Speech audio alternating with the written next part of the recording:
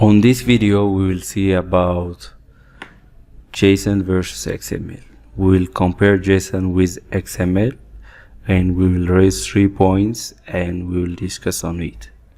The first point is verbose.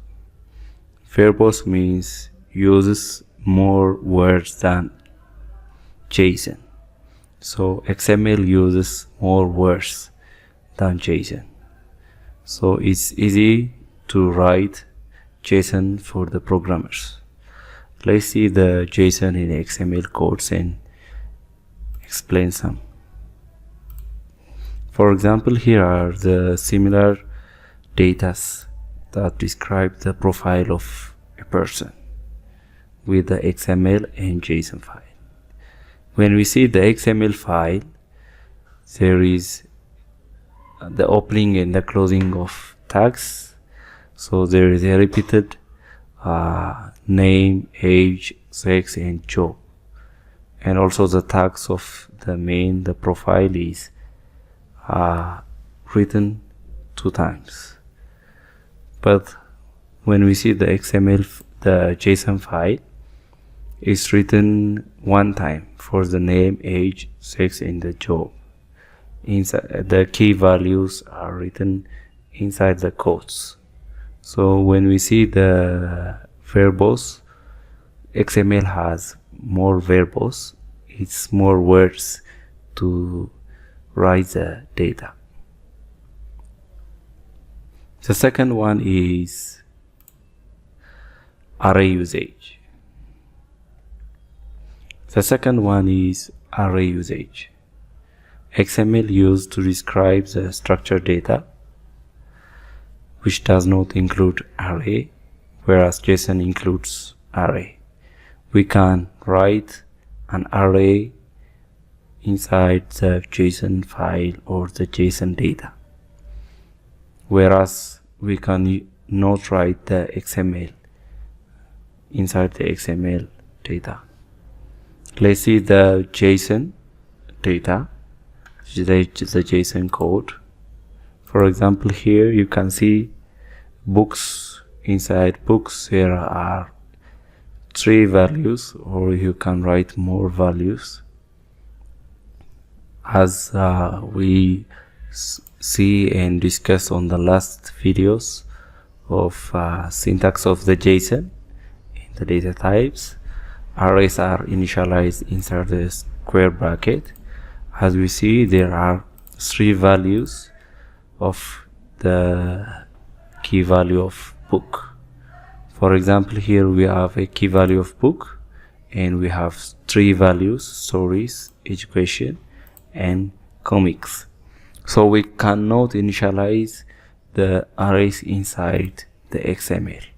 So here is the second and most important advantage of using JSON rather than XML.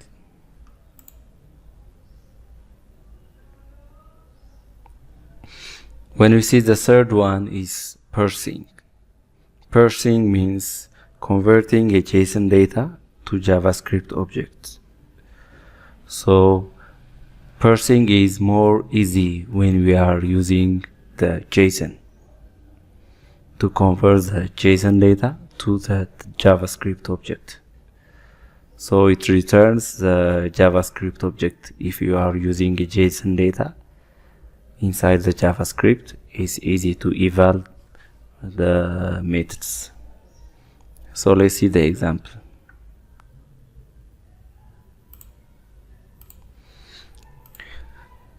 As you can see here is a HTML file inside it. It have a JavaScript file. It's enclosed between the script tag, and we have initialized the object. Inside the object there is a JSON data which have the first, then the last, and the age. It have 3 datas. So we use a var JavaScript objects which equal to JSON parse, and it takes the JSON data, and also when we printed the JSON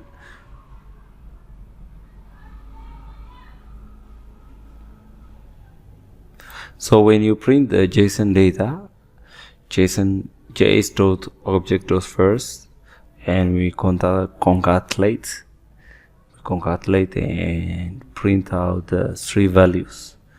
So here we converted the JSON value to the JavaScript object. So as we can see on the browser, here it will print us the 3 values: the first, the last, and the age. Bravo, Peter, and 32. So more of you will learn how to write these things on the next video. So nextly we will see about JSON versus XML, the syntax, how the JSON and the XML are written. JSON are written with a key value pair, as we stated last time on the last videos, whereas XML tags are written with tags opening and close. For example, for a car, it's written with the opening and the closing of tags. There is a company name and the price. 3 of the data of the car are written within the closing and the opening and the closing of tags. And when we see the JSON, it's written with a key value pair, and it will uses the 6 syntax rules that we discussed before.